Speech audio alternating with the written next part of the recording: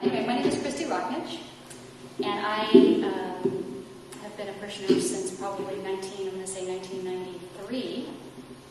I'm married to an incredible man, Mark, we just celebrated our 25th wedding anniversary.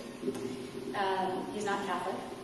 We have two kids, Lauren, she's a junior at Cradle University in Omaha, Nebraska, and our son Matthew will be graduating from Dana in 1 month, 3 hours, and 25 minutes. And he'll be attending the University of California in San Diego. Since I've worked with that same incredible man for 24 out of those 25 years, and I'm soon to have two kids in college, I figure that has gotten me one step closer to heaven.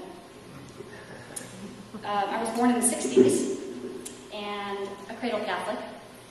So, in looking back, even though I was, like many in my generation, under-catechized, I figure I was blessed with a super holy name, super holy first and middle name, and a last name that, had I known what it meant at the time, I might have probably started my real estate career earlier. So, my legal name is Mary Christine, and Christy, as my mom decided it was going to be, but spelled Christ with an E, that she managed to tell everybody that asked, because everybody did, why do you spell it that way, why do you do that? And myself also asking her, why Mom, why do you do that? And Christ with an E, so I figure that that, combined with my earlier influences with the Blessed Virgin Mary, have influenced, I think the Blessed Virgin Mary has had a hand in everything. My mom's name is Ave Maria Regina, so I'm sure that those two, her name and the Blessed Virgin Mary, have been with me all the time.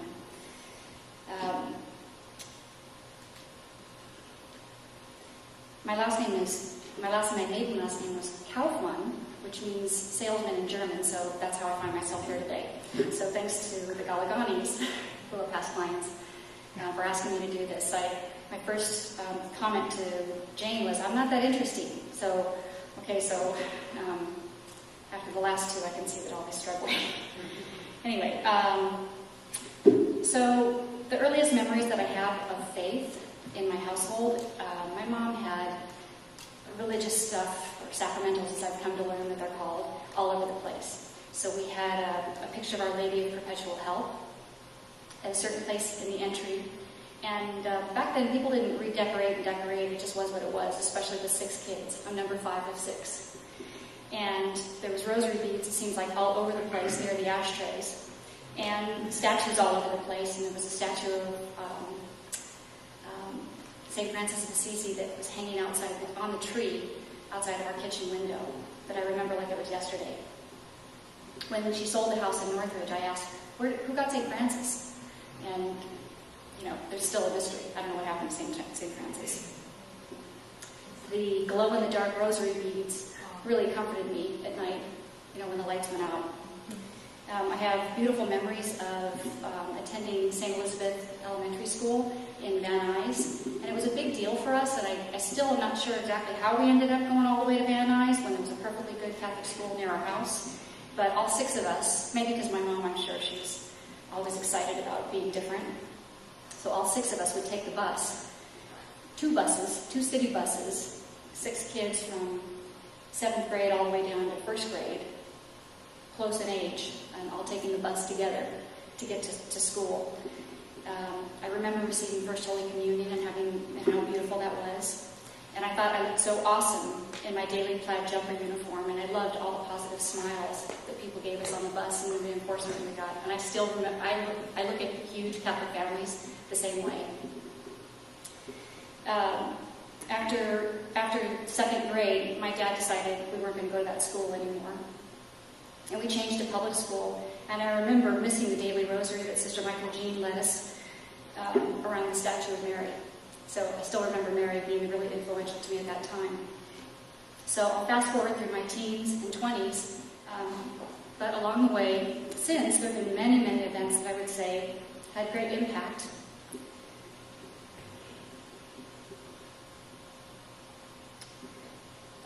Inspiring me to learn more about my faith or to take action. So, Marlene and Vince Cerati. Marlene, rest in peace. And Vince is really sick right now, but they were neighbors. And they invited us to come to their 35th wedding anniversary. They were renewing at the Mission Church. And Father Art, at the time, was not ill. And we all stood around the altar when they renewed their vows, and it was the most beautiful, beautiful experience. And I remember thinking at that time, I want to do that. I want that. I want my kids there, and I want my family there. When my daughter was born, when Lauren was born in 1992, I had nieces and nephews. I babysat. I was around babies all the time. But when my child was born, this was a miracle. Where were the batteries? She had no batteries. I don't know how it hadn't occurred to me before. It was an absolute miracle. So I had a major conversion at that time. It took me a while to get, so when she was about 2 years old, I decided she's going to be baptized. So I met with Father Doug, called the church, and said, I need to get her baptized. Father Doug says, come on in, meet with me. He says, where are you in your faith? And I said, what do you mean? What do you mean? And he said, well, you have First Communion and confirmed. And so that was probably the first time I'd been to really confession in a long time, because I got to confess that I did CCB, and that I hadn't been confirmed, and that we weren't married in the church. And so he said, tell you what I want you to do is I want you to go to RCIA, because you can baptize her, but if you're really going to do this right, you need to backfill. You need to backfill. So I went to RCIA, and at the end of RCIA, right in this, because the church wasn't built yet, so I got like a triple whammy. I got to be confirmed. My husband, God love him, got to sit through the 3 hours and have our marriage renewed and vows renewed in front of God and everybody. And Lauren was baptized a couple weeks later. I would say that that was probably the biggest catalyst. That was probably the biggest catalyst for change in my faith. One of my sisters tells people she's my born-again Catholic sister. I had kind of a rough start of it because I was righteous, and I was probably not a whole lot of fun to be around, but I felt like I had some lost time to make up.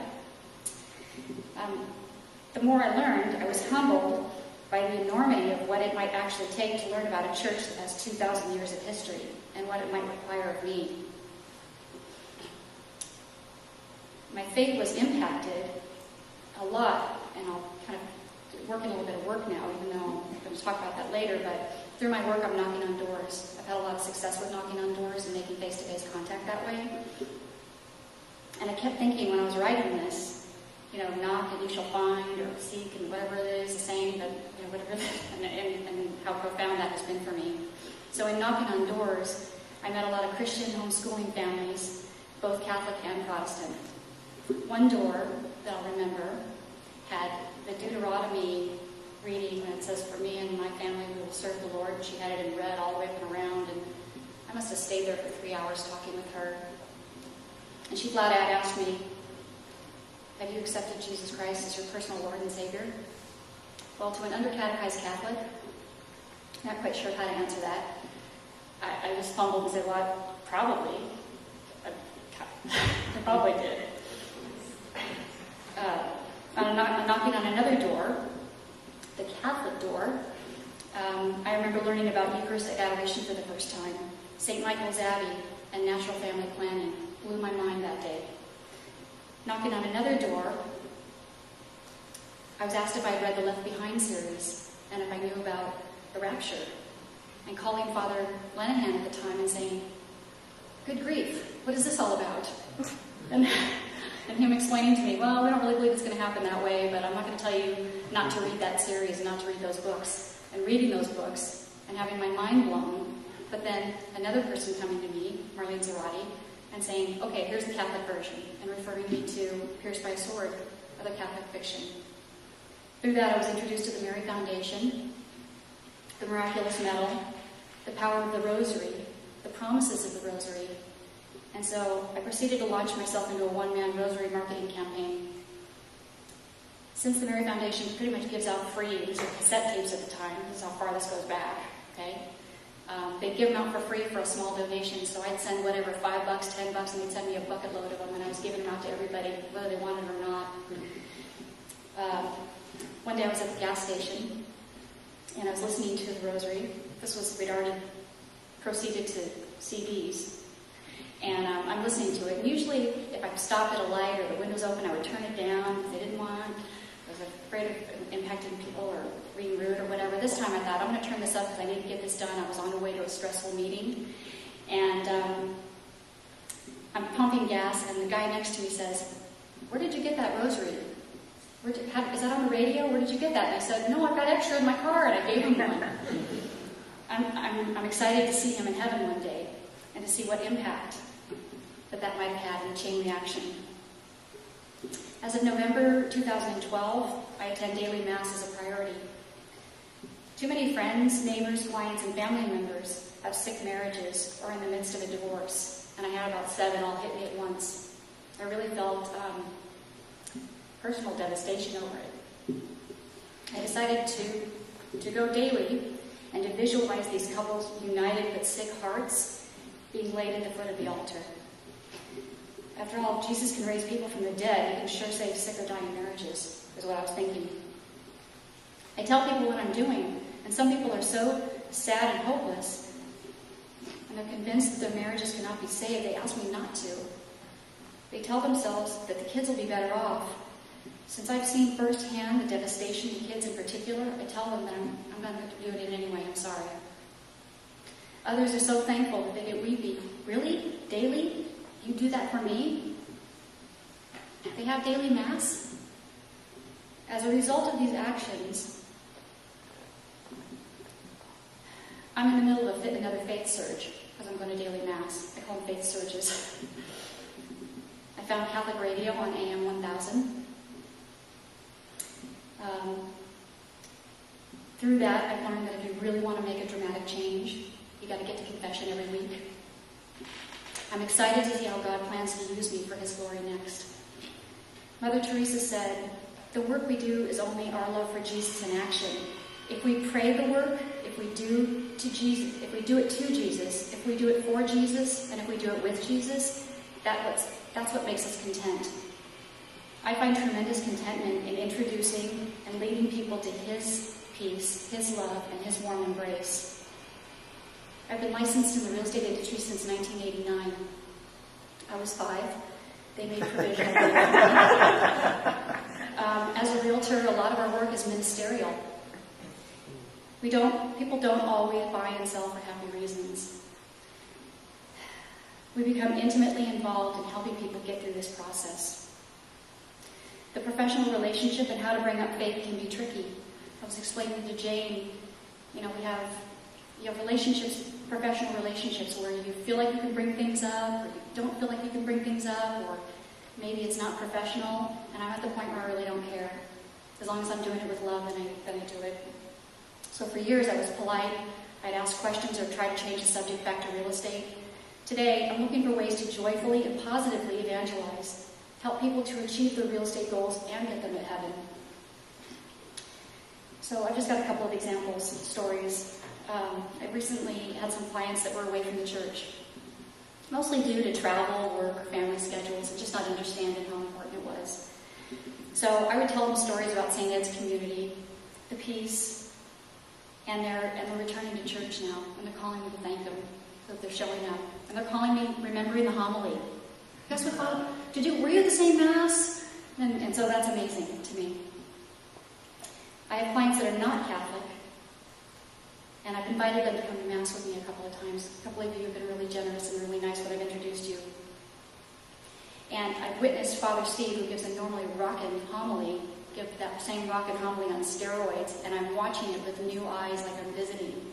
And having this person say to me, "Oh my God, that was incredible." I feel like he was speaking just to me. I have a feeling of such happiness to be His servant and His messenger when that happens. I recently had an opportunity to convince people not to sell and not to break up their family. Again, people don't sell for happy reasons all the time. And after 3 hours and a lot of crying on everybody's part, I was able to refer people to Retrovai instead. It's pretty rocky still, so they can use your prayers, but they're not divorced. Recently, last year, some sellers wanted to move up. They had some idea about what was going to be better. And see that their long-term plan was not consistent with the short-term choice. I talked them out of it. The potential income of $50,000 for me. They thanked me. When I've got buyers in the car, I ask them, is there any particular church that you might like to hear? It opens up a whole new dialogue. Whether they're Catholic or not, I get to talk about my faith too. As a realtor, we're 100% commission. We don't have a retirement plan, we don't have 401k, we don't have any of that stuff. Everything we have to do on our own. We have our insurance, we have to plan everything out. So it can be really stressful. But with God's grace, I don't stress over it. I know that as long as I'm putting God first, the business comes to us. And thankfully, my husband handles all that stressful part. So help me work and demonstrate Catholicism lovingly and with care and compassion is what I pray for. I fail a lot. But the glorious moments that He works in me, and when I get it right, are what keeps me excited about being in residential real estate sales and marketing. Thank you. You have a wonderful approach. Are there things that sort of are barriers to I think once in a while I'll get somebody who's cranky, who throws out. There's what I call like the top 5 objections to Catholicism, and they usually have to do with birth control, the Pope, Mary. I don't know what the other 2 are. I'll remember at midnight. I'll call you. But every once in a while you get somebody who will say, well, what about this? Well, what about that? Or I used to be a Catholic, but this happened. And I just take a deep breath and say, you know what? That one used to bug me too. Or that one bugs my husband, or that's, you know what? Oh, that's easy. Give me a hard one. How about, this way of handling it? So, I don't know. Maybe it's because I've become stronger in my faith and stronger in objections and apologetics, and I still have a long way to go. But maybe in God's grace that I'm able to make it seem like it's a non-question, or it's really not something to be worried about. Or we've learned in sales that when you validate what the concern is, that's a valid concern. Many people are concerned about the same thing, but here's what I learned. It's not, or here's what I believe. Here's how we see it. I was at a dinner party, and it was a priest being celibate and married, and I swear some things come to me and it's totally by the Holy Spirit. I don't know where I come up with stuff. And they said, it's not even natural. It's not even natural that priests shouldn't be married. And I said, you're right. It's supernatural that they're able to do this. I got home and I thought, I got to write this down. How did shut everybody up? There's 15 people at this dinner party. It was awesome. Anybody else? Great.